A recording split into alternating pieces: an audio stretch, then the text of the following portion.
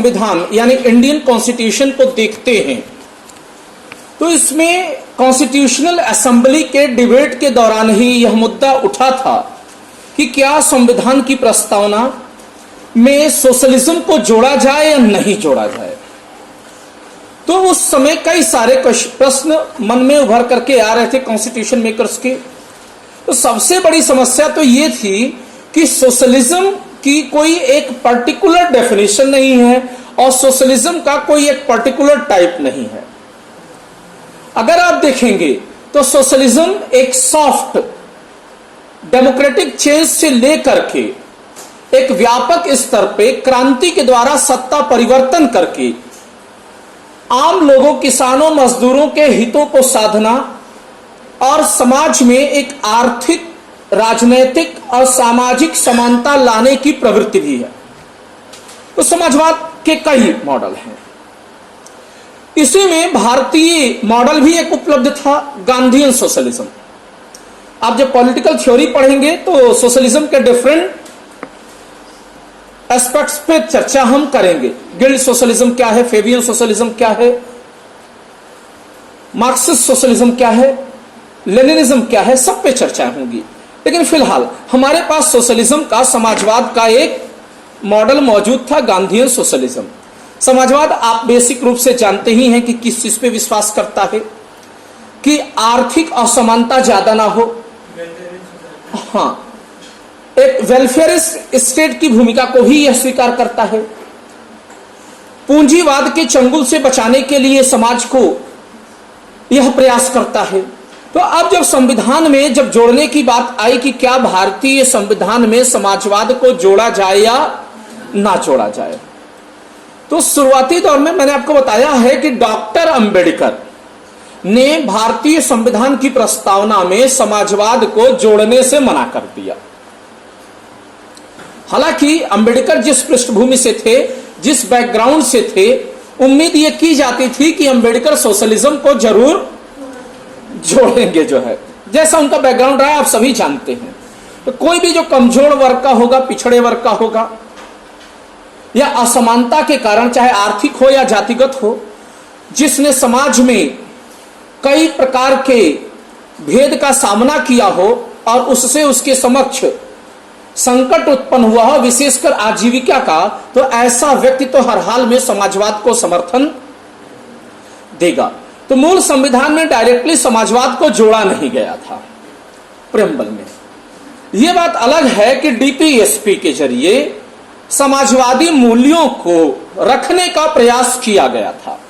Gandhian values को उसी में रखा गया, डीपीएसपी में सोशलिस्ट वैल्यूज को रखा गया, और विशेषकर जो फेबियन सोशलिज्म है, फेबियन समाजवाद है, इसका दर्शन हमें भारतीय संविधान के नीति निर्देशक तत्वों में साफ दिखाई या दर्शन होता है, दिखाई देता है।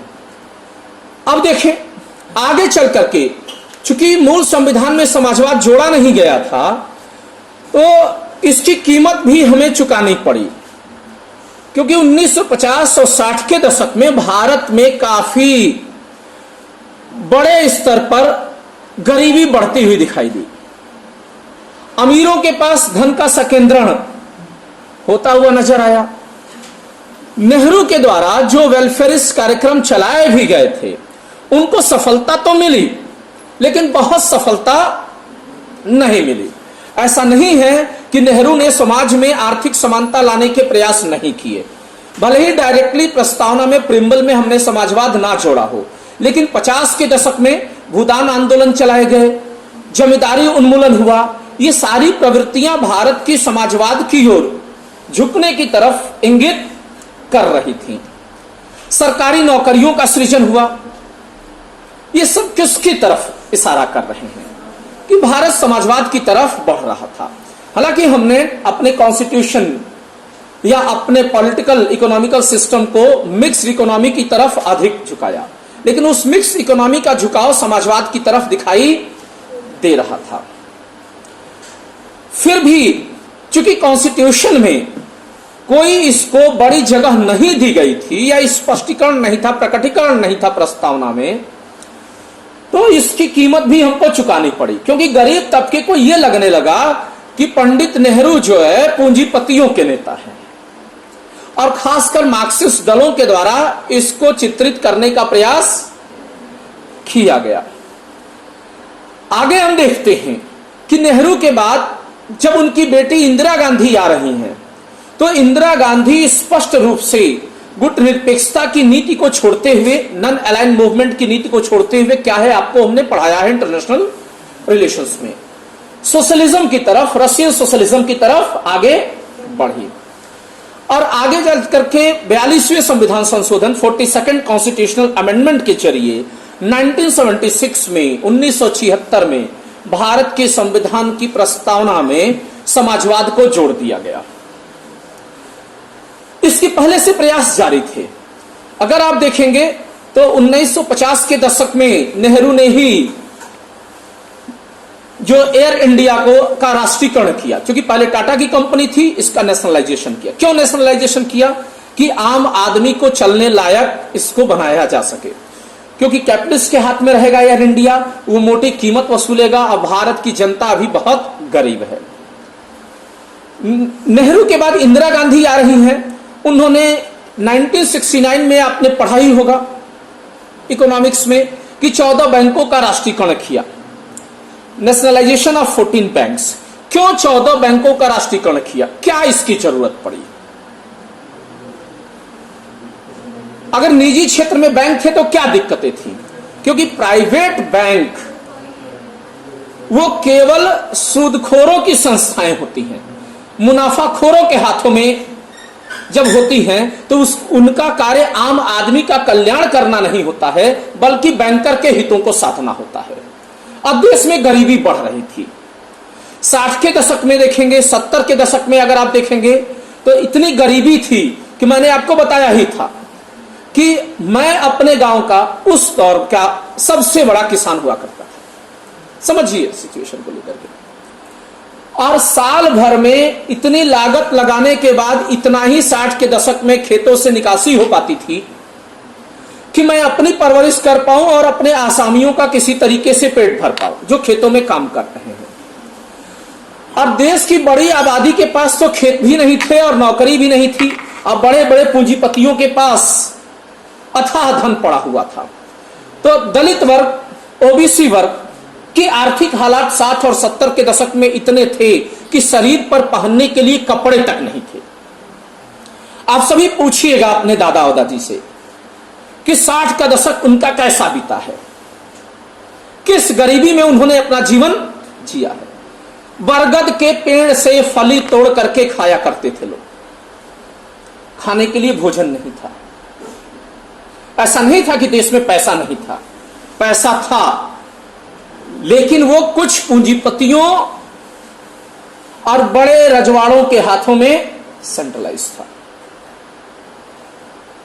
ये देश में गरीबी के हालात थे। और इसी पृष्ठभूमि में, इसी बैकग्राउंड में नक्सलवाद पनपा। पढ़ाया इंटरनल सिक्योरिटी में नक्सलवाद पनपा कि जब पेट में रोटी नहीं रहेगी तो व्यक्ति हथियार उठाने के लिए मजबूर होगा। जाहिर सी बात है, जब हम पैदा होते हैं तो प्रारंभिक अवस्था में एक प्राकृतिक मानव ही होते हैं, और प्रकृति की तरफ से हमें अपनी परवरिश करने के लिए संघर्ष करने का अधिकार है।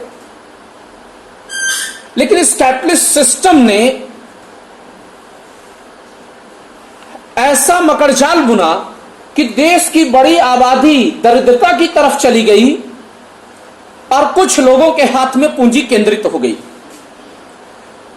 तो क्या आप बताइए कि ऐसी स्थिति में इंदिरा गांधी ने कॉन्स्टिट्यूशन में सोशलिज्म जोड़ा तो क्या गलत किया?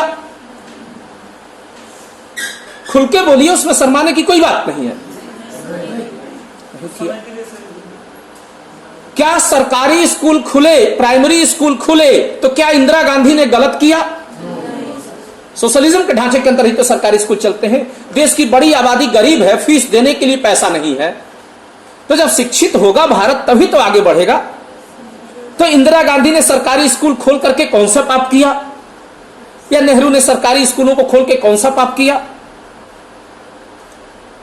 देश की बड़ी आबादी गरीब है प्राइवेट हॉस्पिटल खून चूस लेंगे। चले जाइए, अभी कोरोना में देखा होगा कि पैरासीटामोल खिला खिला करके 5 लाख से 13 लाख तक का बिल बनाया है। अगर इंदिरा गांधी या राजीव नेहरू ने अगर सरकारी हॉस्पिटल नहीं खोले होते तो आज इस क्लास में बैठने वाले लड़कों की तादाद आधी या 1/4 होती, क्योंकि मां बाप पढ़े ही नहीं होते, जेब में पैसा ही नहीं था, सरकारी स्कूल नहीं तो पढ़ करके ना, चाहे रेलवे में गए, चाहे सेना में गए या प्राइवेट आजीविका जी पढ़े तभी तो गए। अगर इंदिरा गांधी ने कह दिया होता कि पूरा देश पकौड़ा बेचे, तो आप कल्पना करिए कि क्या हालात होते देश के। तो जो सरकारी क्षेत्र का उन्होंने विकास किया, सरकारी नौकरियों का विकास किया, सरकारी चिकित्सा संस्थानों का विकास किया, शिक्षण संस्थानों का विकास किया, साइंटिफिक सेंटर्स खोले, उसी का परिणाम है कि आज भारत इतना आगे बढ़ता हुआ दिखाई दिया। जब देश आजाद हुआ था 1947 में, तो उस वक्त देश की जीडीपी 0.72% थी, और नेहरू की नीतियों ने 3.5% पर प्लस में तुरंत ले आ दिया। 2014 तक देश की आर्थिक विकास दर +7% चल रही थी सालाना। कितनी चल रही थी? 7% चल रही थी। इसके पीछे क्या कारण था कि जो हमारे विजनरी लीडर नेहरू थे, उन्होंने मिश्रित अर्थव्यवस्था के साथ जो विजनरी अप्रोच अपनाया, वेलफेयरिस्ट सोसाइटी या वेलफेयरिस्ट स्टेट की जो अवधारणा को स्वीकार किया, उसका परिणाम ही यह है। आज के दौर में बैठ करके जब आप उन लोगों को गाली दे रहे हैं, नेगेटिव बोल रहे हैं, तो आप सोचिए कि किसको गाली दे रहे हैं। मतलब ऐसे ही है कि किसी पत्तल में खाना और उसमें छेद करना। आज निजीकरण के 30 वर्ष हो चुके हैं।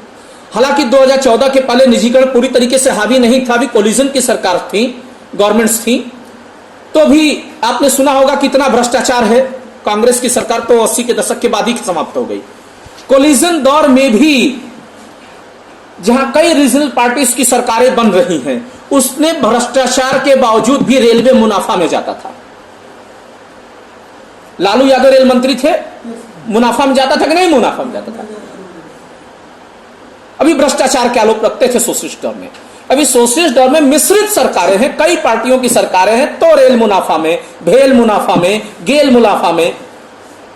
और 14 के बाद से स्थायी सरकार आई और इसने कैपिटलिज्म की तरफ बढ़ना चालू किया। पहले रेल बजट खत्म किया, मुनाफे में चल रही रेल का, कि अब इसका कोई बड़ा योगदान नहीं है, और हमने मान लिया बड़ा योगदान नहीं है, और अब जाकर के रेल घाटे में दिखा रहे हैं। नौकरियां भी खत्म हो रही हैं, रेल का निजीकरण, कितनी सरकारी संस्थाएं बिक रही हैं, और देश की आर्थिक विकास दर कहां आ गई। और जो देश की आर्थिक विकास दर ही नहीं है, मायने रखती है कि जो पैसा देश में है उसका इक्विटेबल डिस्ट्रीब्यूशन मायने रखता है। इक्विटेबल डिस्ट्रीब्यूशन का मतलब यह नहीं है कि कोई निकम्मे के पास आप जाइए और उसको पैसे से संतुष्ट कर दिए। इक्विटेबल डिस्ट्रीब्यूशन का मतलब है कि अगर प्रत्येक व्यक्ति श्रम कर रहा है, या जो व्यक्ति श्रम कर रहा है, तो कोई श्रम करने के बाद भी अपने परिवार को 2 वक्त की रोटी नहीं दे पा रहा है, और कोई बिना श्रम किए देश की लाखों करोड़ों की संपत्ति पर अपना कब्जा जमा ले जा रहा है, और सरकारें उसके कर्जे को माफ कर दे रही हैं, और गरीबों को कहा जा रहा है कि आत्मनिर्भर बनो। तो देश के आर्थिक हालात को कौन सी दिशा दी जा रही है? अगर उस दौर में दिया गया सोशल सिक्योरिटी ना होता, वो सोशलिज्म की अवधारणा ना होती, और उसके आधार पर लाई गई नीतियां मनरेगा ना होता, जो फूड सिक्योरिटी एक्ट 2013 में पास हुआ, या 80 और 70 के दशक में गरीब परिवारों को जो राशन वितरण का कार्यक्रम चला, उसी के सहारे इस कोरोना संकट से आप निपट पाए हैं।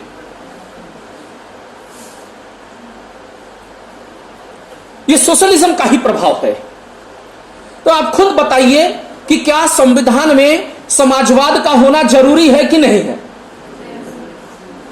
जरूरी है। कुतर्क चाहे जितने भी कर दे कि देश पर आर्थिक बोझ बढ़ता है, ऐसा बढ़ता है, ऐसा कुछ नहीं हुआ। पूंजीवाद जब से बढ़ा है, देश पर आर्थिक बोझ अधिक बढ़ा है कि बड़े बड़े पूंजीपतियों के जो कर्जे माफ हुए हैं, उससे आर्थिक संकट ज्यादा आई है। ना आप समझ क्या होंगे, क्योंकि कई बार प्रश्न है, कुछ तो नेता हैं किसी पर्टिकुलर राष्ट्रवादी पार्टी के रहे होंगे, ये अब तक जो है सुप्रीम कोर्ट का चक्कर लगा रहे हैं कि भारत के संविधान से समाजवाद को समाप्त किया जाना चाहिए क्योंकि ये उपयुक्त नहीं है।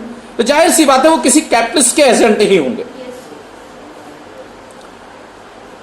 बिना समाजवाद का सहारा लिए हम एक पल भी आगे नहीं बढ़ सकते हैं, क्योंकि पूंजीवादी व्यवस्थाएं भारत की सामाजिक, राजनीतिक, आर्थिक, सांस्कृतिक परिवेश में सफल नहीं होंगी। यूनाइटेड स्टेट्स ऑफ अमेरिका और ब्रिटेन में सफल होने के इसके कारण दूसरे थे कि उनके पास रिसोर्सेस के बड़े भंडार हैं, बहुत छोटी पॉपुलेशन है, तो सारे रिसोर्सेस पर अगर पूंजीपति कब्जा भी कर देता है, कुछ भी रिलीज करता है तो बहुत रिलीज कर रहा है। अगर पूंजीपति इस महीने में अगर 50 लाख कमा रहा है तो उसका 10% रिलीज कर देगा तो बहुत रिलीज होगा। लेकिन आपका पूंजीपति 50 लाख कमाएगा तो उस पैसे को अगर रिलीज करेगा 1.5 अरब में, आप अंदाजा लगाइए कि परवरिश भी संभव नहीं होगी। और जब देश का प्रधानमंत्री आकर के बोलता है कि राज्य का कार्य व्यापार करना नहीं है, तब उस प्रधानमंत्री की सोच पे भी प्रश्न चिन्ह लग जाता है कि भारत में जो सरकारें पूर्व की रही हैं या बड़े बड़े प्रतिष्ठान आईआईटी से लेकर के आईआईएम तक, शिक्षण संस्थान से लेकर के साइंटिफिक संस्थान तक, कोई लड़ी से लेकर के भेल गेल रेल, आप सभी जानते हैं, मैं कैजुअल शब्द में बोल रहा हूं, वो रही हैं। तो जो सरकारें चलाती थी तो वो व्यापार नहीं करती थी। सरकार जब उत्तर औपनिवेशिक राष्ट्रों में संस्थाओं को चला रही होती है तो ऐसे में वो क्या सुनिश्चित कर रही होती है? The optimum allocation of the goods and services, कि देश के जो संसाधन हैं, जो रिसोर्सेस हैं, समाज में सेवाओं और वस्तुओं का, संसाधनों का उपयुक्ततम आवंटन कैसे हो। तो वो सरकारें व्यापार नहीं कर रही थी,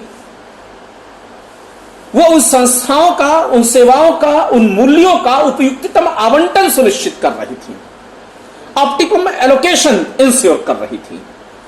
बातें समझ में आई? तो 80 और 70 के दशक की सरकारें व्यापार नहीं कर रही थी। क्या प्रधानमंत्री कह रहा है कि नहीं, हमारा काम व्यापार करना थोड़े है, सब दे दो अडानी जी को, अंबानी जी को। तो एक निजी व्यवसायी हमेशा मुनाफाखोर होता है, ध्यान रखिएगा। अब देश के सीमित संसाधनों का जब उसके पास सेंट्रलाइजेशन होगा तो देश की बड़ी आबादी गरीबी और भुखमरी से कभी भी बाहर नहीं निकल पाएगी। तो समाजवाद जितना 60 और 70 के दशक में प्रासंगिक था, उतना ही समाजवाद आज भी क्या है? प्रासंगिक है। क्या मेरे गांव में इंटेलेक्चुअल लड़कों की कमी है? निश्चय ही पढ़ने वाले लड़के हैं, लेकिन उनके जेब में पैसा नहीं है कि वो जा करके बड़ी बड़ी संस्थाओं में 1-1.5 लाख फीस दे और आईएएस की तैयारी करे। तो समाजवादी सरकारें क्या करती हैं? उनके लिए फ्री सरकारी संस्थाओं का निर्माण करती हैं। इसलिए नहीं करती हैं कि उसको मुफ्तखोर बनाया जाए, इसलिए करती हैं क्योंकि उसके पिता या मां बाप श्रम करने के बाद भी अपनी आवश्यकताओं की पूर्ति नहीं कर पाए तो क्या उसके लड़के को आगे बढ़ने का अधिकार नहीं है? इसलिए उन सरकारी संस्थाओं का निर्माण किया जाता है। लोगों को निकम्मा बनाने के लिए सरकारी सुविधाएं नहीं दी जाती हैं। बातें आप समझ के होंगे। तो हम इसके फॉर्मल एस्पेक्ट्स पर